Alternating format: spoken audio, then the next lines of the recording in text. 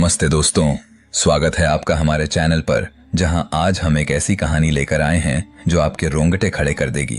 ये कहानी है महात्मा बुद्ध की, उनके शांति और करुणा के संदेश की और उनके सबसे करीबी शिष्यों में छिपे एक गद्दार की। जी हाँ, आपने सही सुना, बुद्ध, जिन्होंने पूरी दुनिया को अहिंसा और प्रेम का पाठ पढ़ाया, उनके अपने ही शिष्यों में कोई था जिसने उनके विश्वास को तोड़ा। कौन था वो? क्या थी उसकी साजिश? और क्या हुआ उस गद्दारी का अंजाम? आज हम इस रहस्य को खोलेंगे, कदम कदम, एक एक पल को जीवंत करते हुए। तो तैयार हो जाइए एक ऐसी यात्रा के लिए जो इतिहास, रहस्य और आध्यात्मिकता से भरी हुई है। और हाँ, अगर आप इस कहानी को आखिरी पल तक सुनना चाहते हैं तो अभी लाइक बटन दबाइए, चैनल को सब्सक्राइब कीजिए और बेल आइकन ऑन कर लीजिए, क्योंकि ये कहानी हर सेकंड और रोमांचक होने वाली है। कहानी शुरू होती है 567 ईसा पूर्व में, नेपाल के लुम्बिनी में, जहां एक राजकुमार का जन्म हुआ जिसका नाम था सिद्धार्थ गौतम। उनके पिता राजा शुद्धोधन शाक्य वंश के शासक थे और उनकी मां रानी माया देवी ने सिद्धार्थ को जन्म देने के 7 दिन बाद ही दुनिया छोड़ दी।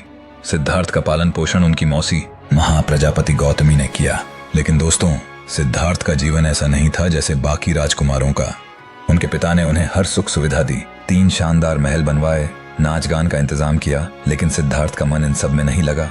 एक दिन जब सिद्धार्थ 29 साल के थे, वो अपने रथ पर सैर के लिए निकले और उस दिन उनकी जिंदगी बदल गई।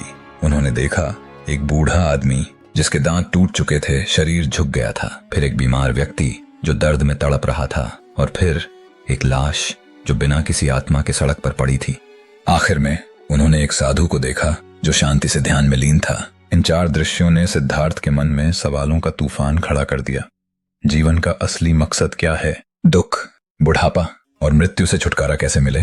उस रात सिद्धार्थ ने एक बड़ा फैसला लिया। उन्होंने अपना राजमहल, अपनी पत्नी यशोधरा और अपने नवजात बेटे राहुल को छोड़ दिया। वो रात के अंधेरे में एक साधु बनकर निकल पड़े, सत्य की खोज में। दोस्तों, ये वो पल था जब सिद्धार्थ गौतम बुद्ध बनने की राह पर चल पड़े। लेकिन ये यात्रा इतनी आसान नहीं थी। उनके सामने कई चुनौतियां थीं और सबसे बड़ी चुनौती थी वो गद्दार जो उनके अपने ही शिष्यों में छिपा था। वो कौन था? अभी थोड़ा इंतजार कीजिए, क्योंकि कहानी अब और रोमांचक होने वाली है।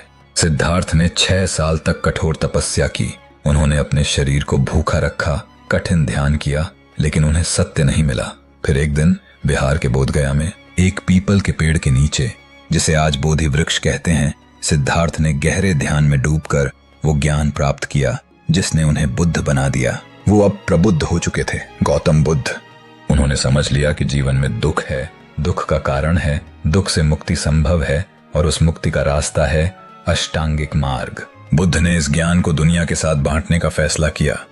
वो वाराणसी के पास सारनाथ पहुंचे, जहां उन्होंने अपने पहले 5 शिष्यों को धर्मचक्र प्रवर्तन सूत्र दिया। ये 5 शिष्य जो पहले उनके साथी थे, अब उनके अनुयायी बन गए। दोस्तों, यहाँ से बौद्ध धर्म की नींव पड़ी।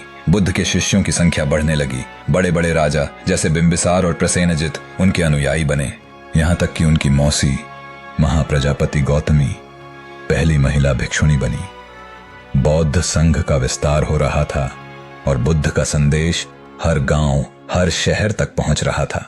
लेकिन हर बढ़ती रोशनी के साथ एक अंधेरा भी आता है। बुद्ध के शिष्यों में कोई ऐसा था जो उनके इस मिशन को नष्ट करना चाहता था। कोई जो बाहर से तो शिष्य था, लेकिन अंदर से एक गद्दार। कौन था वो? क्या थी उसकी मंशा और क्यों वो बुद्ध के खिलाफ साजिश रच रहा था? चलिए इस रहस्य को और करीब से देखते हैं। अब कहानी में आता है वो किरदार जिसके बारे में सुनकर आप चौंक जाएंगे। उसका नाम था देवदत्त। जी हाँ, देवदत्त, जो बुद्ध का चचेरा भाई था और बाद में उनका शिष्य बना।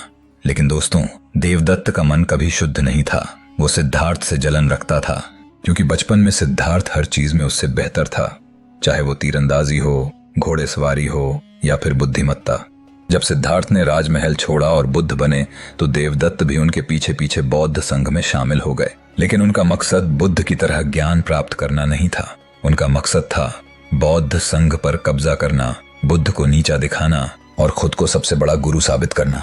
देवदत्त ने शुरुआत में बुद्ध की तारीफ की, उनके साथ रहे, लेकिन धीरे धीरे उनकी असली मंशा सामने आने लगी। वो चाहते थे कि बुद्ध संघ का नेतृत्व उन्हें सौंप दें, लेकिन बुद्ध ने साफ मना कर दिया। यहीं से देवदत्त के मन में गद्दारी की आग भड़क उठी। वो बुद्ध के खिलाफ साजिश रचने लगा, लेकिन कैसे और क्या थी उसकी योजना? चलिए इस कहानी को और गहराई में ले चलते हैं। देवदत्त की गद्दारी अब खुलकर सामने आने लगी थी। उनकी पहली साजिश थी बुद्ध की हत्या। जी हाँ दोस्तों, देवदत्त ने ऐसा सोचा कि अगर बुद्ध ही न रहें तो वो आसानी से बौद्ध संघ का नेता बन जाएंगे। उनकी पहली चाल थी एक जंगली हाथी को बुद्ध पर छोड़ना। राजगृह में जब बुद्ध अपने शिष्यों के साथ चल रहे थे, देवदत्त ने एक नशे में धुत हाथी को उनके रास्ते में छोड़ दिया। वो हाथी, जिसका नाम था नालागिरी, गुस्से में बुद्ध की ओर दौड़ा, लेकिन बुद्ध ने अपनी करुणा और शांति से उस हाथी को शांत कर दिया। नालागिरी बुद्ध के सामने घुटनों पर बैठ गया। ये देखकर सारी जनता दंग रह गई, लेकिन देवदत्त का गुस्सा और बढ़ गया। उनकी दूसरी साजिश और भी खतरनाक थी। एक दिन जब बुद्ध गृध्रकूट पर्वत पर ध्यान कर रहे थे, देवदत्त ने एक विशाल चट्टान को ऊपर से लुढ़काया। वो चट्टान बुद्ध की ओर बढ़ी, लेकिन चमत्कारिक रूप से एक दूसरी चट्टान ने उसे रोक लिया। बुद्ध को सिर्फ हल्की चोट आई, लेकिन देवदत्त रुका नहीं। उसने अब एक और रास्ता चुना, सत्ता की साजिश। उसने मगध के राजकुमार अजातशत्रु को भड़काया और अपने पिता राजा बिंबिसार के खिलाफ बगावत करवाई। अजातशत्रु ने अपने पिता को जेल में डाल दिया और देवदत्त ने बौद्ध संघ में फूट डालने की कोशिश की। उसने कुछ भिक्षुओं को अपने पक्ष में कर लिया और बुद्ध से अलग एक नया समूह बनाया। दोस्तों, ये वो पल था जब बुद्ध का सबसे बड़ा शिष्य आनंद भी चिंतित हो गया। क्या देवदत्त अपनी साजिश में कामयाब हो जाएगा या बुद्ध की करुणा और बुद्धि उसकी गद्दारी को हरा देगी? चलिए आगे की कहानी देखते हैं। देवदत्त की साजिशें बढ़ती जा रही थीं, लेकिन बुद्ध का जवाब हमेशा एक ही था, करुणा और शांति। जब देवदत्त ने बौद्ध संघ में फूट डालने की कोशिश की, तो बुद्ध ने अपने दो सबसे वफादार शिष्यों शारिपुत्र और मौदगल्यायन को भेजा। इन दोनों ने अपनी बुद्धिमत्ता और शांति से उन भिक्षुओं को वापस लाया जो देवदत्त के बहकावे में आ गए थे। देवदत्त की हर साजिश नाकाम हो रही थी, लेकिन दोस्तों, कहानी यहीं खत्म नहीं होती।